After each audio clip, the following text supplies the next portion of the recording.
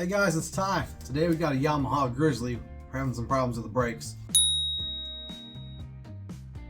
After the rider's on it for a little while, about 20 minutes or so, front brakes seem like they're starting to kind of lock up a little bit. We're gonna have to replace the master cylinder and the brake hoses. There's not many components to the brake system on this Grizzly here. You've got the master, a short rubber hose that goes down. There's a short hard line. The hard line then goes into left and right hose assembly, which is basically a left and a right fitting that come together on a hose centrally to a little T-block. Now those hoses don't come off the T-block, it's made into it, but the hard line bolts into it. So there's not really a whole lot of components here, and the calipers and the brake pads are new. When we did the first repair on this thing, I got all the old fluid out, cleaned the reservoir, and put good Yamaha brake fluid in here because I want to use the right stuff, use the right product. Doesn't cost much more than a regular brake fluid, so guess what? They got Yamaha because it's Yamaha, that's what I did. Well, I had a theory that for some reason, for whatever reason, the return port in this master cylinder was not returning fluid back into the reservoir once the system was heating up from use, which fluid expansion happens when things get warm, but that little return port was blocked.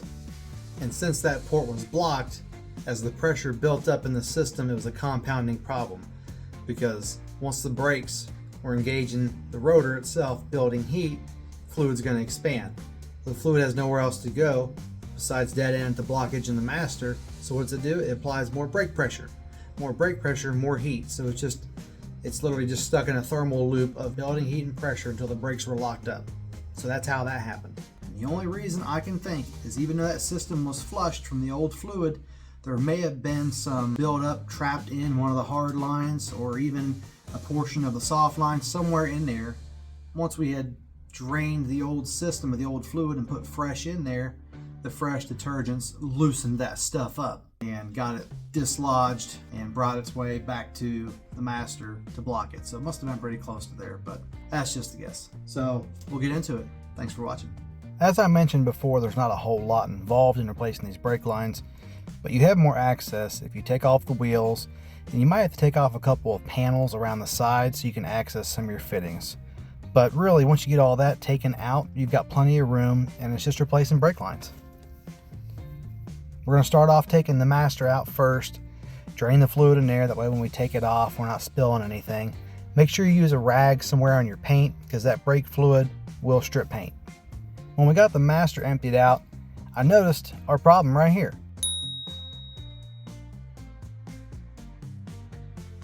It was hidden by this in the reservoir, so it was this little tab. So I took this apart, and of course you can buy this whole assembly with a rebuild kit.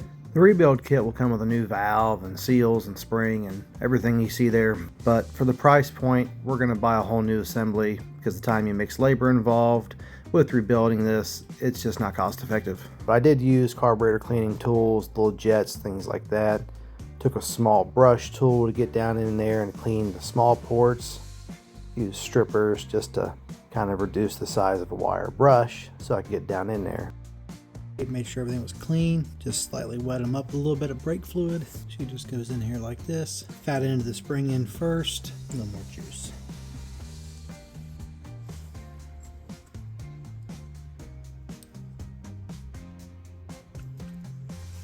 Here we go. Here's the only tricky part. That's under spring pressure. So I would just take your snap ring, put it back. You're able to see me in here. You have to squeeze this snap ring and push this whole assembly down here until you get down to your lower clip. So we're almost seated. You can just take this, finish walking it down in there, maybe. There we go. And once your snap ring is down all the way, it's going to keep this assembly held back in there. Put your little boot back in here. Alright, now this is back on there, and you'll notice you got a good, when you plunge, it's building good.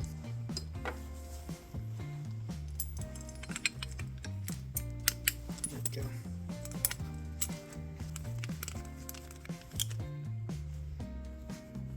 Snug. Put your lock nut back on here. I say lock nut, but it's just jam.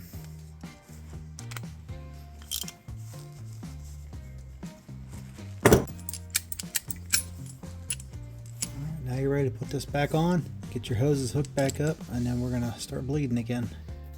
So getting this thing back on here, it is nice if you have new washers to use on your banjo bolt, but if you don't, you know what you're doing, just get it tightened down and see if you have any leaks and test, but it's always good to have new ones. Please take a DOT4 fluid, so that's what I put in here. I just hand prime a little bit from the top just to try to get that main little cylinder there, all the little air bubbles out of it. You see it takes a little bit, and I try to do it until there's no more bubbles before I start my bleeding process to eliminate a lot of the top end fluid as much as I can. So this is where you're going to spend some time going back and forth. Do the one side, do the other one, go back and forth. I got the system bled up, but look at this. This is the hose here. It's moving, which means it's no good. This is the passenger side hose. Look at the other side. This is the driver's hose. When you're applying that brake pressure, that hose should not flex. It has a steel braided line on the inside, which means part of it's ruptured. So no matter what, you're going to have a soft, spongy brake because a lot of that fluid pressure is going into the expansion of the lines. If you're getting spongy brakes and you've already bled your entire system, you know you have no air in there, your calipers are good, your pads are good, and your master cylinder, it's not externally leaking. If you're holding it down and the lever starts to move a little bit, it means the fluid's bypassing inside. But in this case, I think the hoses got ruptured because of the built up pressure in there. So what that means is we're gonna have to replace some hoses and the master cylinder. Things fail, but that's why we got parts. And that's why we got mechanics, and that's why we got videos, repair tutorials, and all this stuff that I keep doing. God bless.